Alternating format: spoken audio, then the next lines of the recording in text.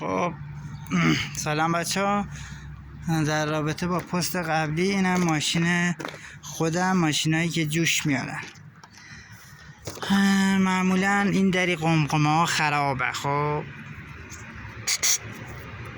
خرابه، میذاری اینجا اگه جوش میاره. خب الان ببین قمقمه آب ما پر از آبه، پر آبه. خب من اینو همینجور شلنگ گذاشتم.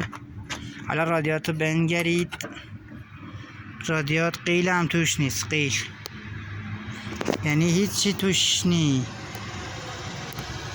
ببین خالیه. به محضی که روشن کنم از این شلنگ از اینجا میکشه، وقتی که هم جوش میاره میفرسته تو خودش. هوا هم که گرمه دیگه عالیه. با تشکر. اینجوریش کنید.